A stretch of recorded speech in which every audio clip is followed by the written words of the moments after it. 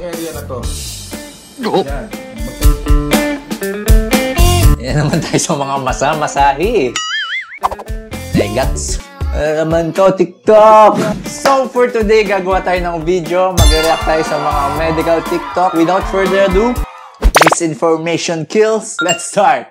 So, kung may i-stuck to sa kidney natin pala, wala talaga, mauoperahan talaga tayo, bata pa lang. Okay, feeling ko nagkaroon ng misunderstanding dito eh. Totoo naman na may mga sediments talaga na component yung ihi natin. May ammonia yan. Yun yung nagbibigay ng amoy sa ihi, yung ammonia. Potassium ng onte, sodium. Minsan may mga crystals yan and sediments yan. Okay, so di ba nasa timbanga yung ihi ng anak niya for 2 months. So bakit niya sinasabing may stuck sa loob ng kidney? Eh, nilabas nga yan. Yung function kasi ng kidney eh, para salain yung dugo natin. Nilabas yan ng katawan kasi nga harmful yan sa katawan natin. So I think ito yung mga na-imbak na sediments which is hindi naman talaga na-stuck sa kidney kasi nga nilalabas nga yan ng katawan natin naturally. Actually, yung mga dapat nating bantayan dito kapag merong presence ng mga abnormal na components sa urine natin tulad ng protein, nadedetect yan sa urinalysis eh. Kasi kapag maraming protein yung ihi natin, ibig sabihin baka meron ng damage yung kidney natin.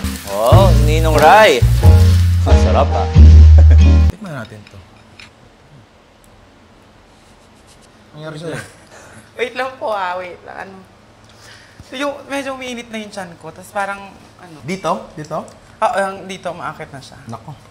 Wait lang. Sagit lang po. Symptoms yan ng heartburn and hyperacidity. Kasi number 1 yung kinakain kasi nila. Although lesser fat yon, meron pa rin namang fat sa skin ng chicken. So kapag sinabing hyperacidity, ang nararamdaman ng mga pasyente dito usually nagkakaroon ng pangasim ng sikmura. So merong excess production ng acid. So usually to kapag yan, kumakain ng high-fat diet, umiinom ng alak, naninigarilyo. Kapag sinabi namang heartburn, nararamdaman natin sa may likod ng heart or sa may chest area. Bakit nangyayari yon? Kasi lumuluwag yung pinto sa may bituka. Meron kasi tayong pinto dyan eh. Yan yung tinatawag na gastroesophageal junction. Kapag lumuwag yun, yung excess na acid sa sikmura, aakyat siya. So kapag umakyat siya, mararamdaman siya dito sa may chest area. Pwede silang may malasahang maasim or mapait. Ibig sabihin kasi yun yung acid na galing sa sikmura, eh, nalasahan na nila.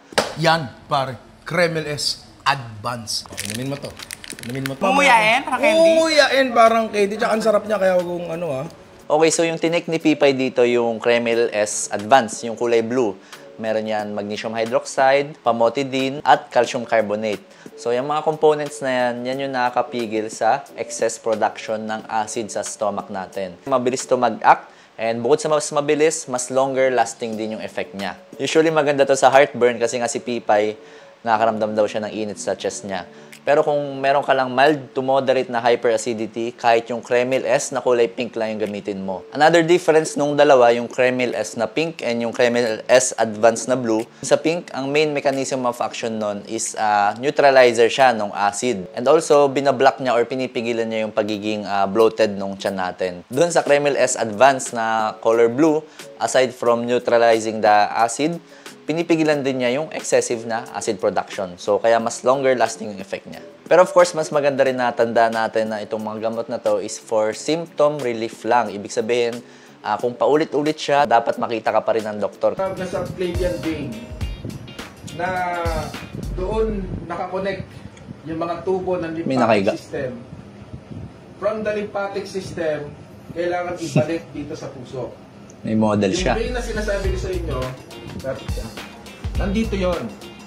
Itong area na to. Yan, magkabilaan. Tapos, yung thymus gland, nandito yon banda. Dito, sa gitna, sa sternum, ang tinatawag na sternum. That's why, very important. Yan naman tayo sa mga masahi. Ay, ako. Mapapansin ninyo, gagaan ang pakiramdam ng pasyente niyan. Papasok muli ito sa mga field ng alternative medicine. Yan, yung mga pagmamasahe, yung mga reflexology, na-discuss ko dati yan, mga acupuncture yan. Lahat ng yan, alternative medicine. Dito sa Philippines, ang ginagamit natin ay yung Western medicine kasi yan yung evidence-based. Kumbaga, pinag-aralan, may mga ebidensya, may mga pagsasaliksik na ginawa para kapag in-apply sa tao, naglabas ng produkto, ligtas siya at epektibo. Ngayon, itong mga alternative medicine, hindi ako eksperto dyan, pero ang may comment ko lang dito, si Doc, sana ay nag-gloves man lang. Of course, siya pag nagpo-perform tayo ng procedures sa pasyente natin. Dapat naka-gloves to prevent cross-contamination, infection, and of course, kung mga ganito na medyo maselan ang eksaminasyon, hindi ko sure kung meron bang kasamang babae during this procedure. Mas maganda na meron kasamang babae yung pasyente. Grabe, humikab lang ang lalaki, nag-stuck na ang panga. Wait lang. ENT ba to? ENT ba yung gumagawa yung lalaki?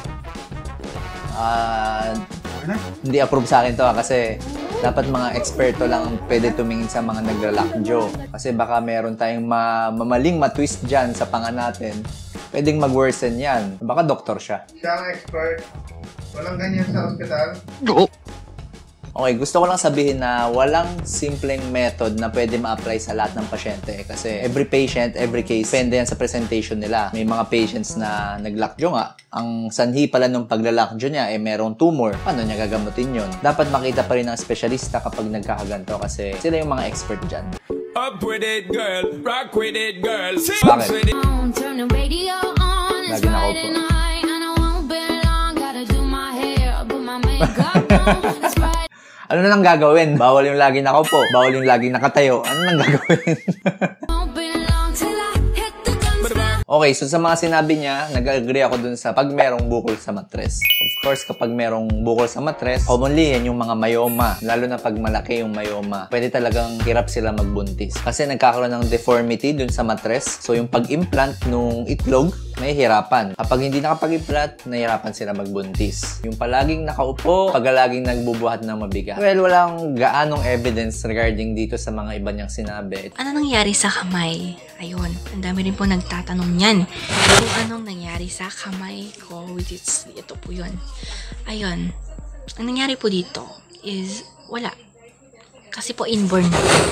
Wala po nung pinanganak ako. And then, Gusto ko malaman kung matigas ba to, itong bukol na to, or para siyang buto. Gusto ko rin kapain kung nagagalaw ba siya, kung meron ba siyang bruwi na tinatawag.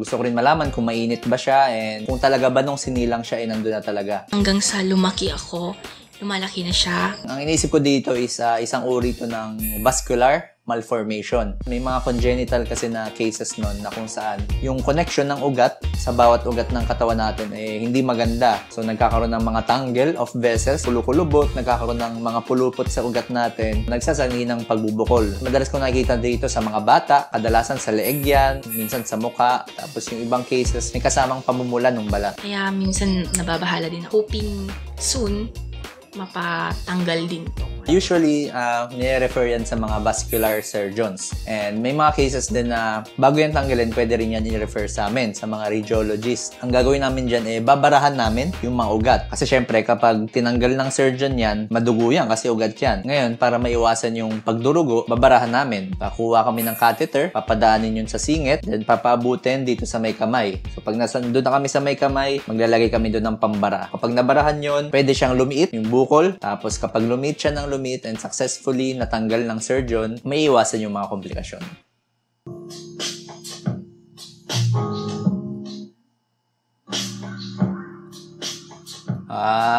Katarak. Yon! May naalala ko dito. Yan, ito po yung operation na ginagawa para tanggalin yung cataract. Yan yung tinatawag na phaco. Yan yung ginagawa ng mga ophtha sa mga patients na merong cataract para tanggalin yung sirang lente. Kaya hindi po natutunaw yan. Huwag po kayo makikinig sa mga health experts sa TikTok, yung mga coaches natin dyan. So, ang concept dyan sa operation na yan, syempre yung sirang lente natin, malabo na yun kaya hindi makikita yung mga patients na may cataract. Tatanggalin yan nung surgeon, nung ophtha. And then, pag tinanggal yun, magpapalit or lalagyan ng bagong artificial na lente.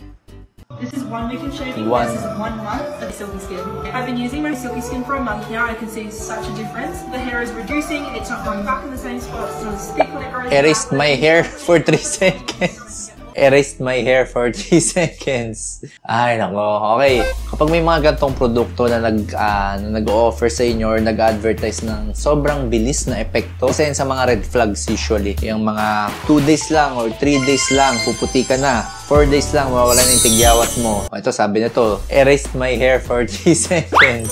So, yung mga gantong products, dapat medyo suspicious tayo and pag-aralan muna natin bago tayo bumili. Of course, may mga clinic naman na nag-offer ng laser therapy para sa mga ayaw or unwanted hair sa katawan, lalo na sa mga kababaihan. Mas okay yun. Talagang mga derma yung gumagawa. Pero yung mga gantong products, negats.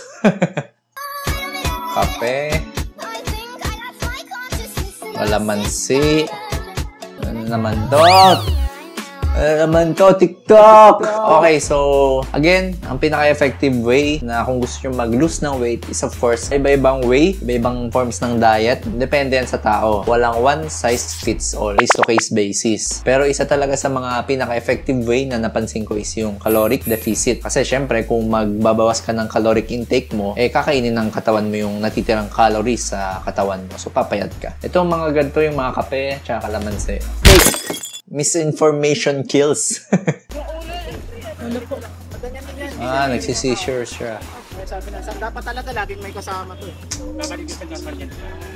Okay, so kung mapapansin nyo guys, merong nagsisisure. Ibig sabihin nito, nagkakaroon ng excessive signals from the brain. Na-activate yung brain, tapos nakakalat ngayon yung signals na yun sa buong katawan. Kaya nagkakaroon ng muscle contraction. Pag nagkaroon ng muscle contraction, yun na, nagkakaroon na sila ng seizures or pangingisay. Usually, dapat iniimbestigahan to by CT scan or MRI ng brain para ma-rule out kung ano yung nagkakos ng mga epilepsy or seizure. Actually, may naalala ko dito kasi isa sa mga misconception na naituro sa atin is yung naglalagay ng kutsara kapag nagkukonvulsyon. Wala pong epektong maibibigay yun, yung naglalagay ng kutsara. Hindi po totoo yun. Walang benepisyo po yun. Ang mga dapat nyong gawin yan, lagyan ng suporta yung ulo, itagilid yung ulo para hindi magkaroon ng aspiration kasi kapag naka-steady ka lang na ganyan, tapos nangingisay, baka yung laway instead na malunok niya, pumunta sa daanan ng hangin. Pag pumunta sa daanan ng hangin, mag-aspirate. Pwede magkaroon ng pneumonia or ma-damage yung baga niya. Okay. So, ang nangyayari dito, merong patient na merong ascites. Ibig sabihin ng ascites, sobrang daming tubig sa tiyan. Usually to sa mga merong sakit sa bato, saka sakit sa atay. Meron kasing 2 ways para ma-drain yung excessive na fluid sa tiyan. Pwedeng via, paracentesis. Yun yung nakagamit kami ng ultrasound, tapos tutusok lang kami ng maliit, and then magpapasok ng maliit na catheter. Tapos sa catheter na yun, papalabasin na lahat ng tubig. Ilalagay siya dun sa urine bag. Ngayon, meron tayong tinatawag na pigtail catheter. Sa pigtail catheter, pwede mo yun iuwi, yung catheter. Ang benefits niyan, pwedeng ikaw na yung mag-drain. Kasi bumabalik to minsan yung tubig sa tiyan Tapos isang tusok lang. Kasi kapag paracentesis, tusok, tas tanggal, tas uwi ka. Dito sa pigtail, tusok, uwi ka, tapos ikaw na yung mag-drain kung sakaling babalik siya. Okay, so diyan ko na tatapusin ang video na to. Again, sana marami kayong natutunan. And kung nag-benefit ka dito, please like, share, and subscribe. TipTop is open for franchise. Healthy, natural yogurt drink na alternative for milk tea. Once again, I'm Doc Alvin Francisco, signing out.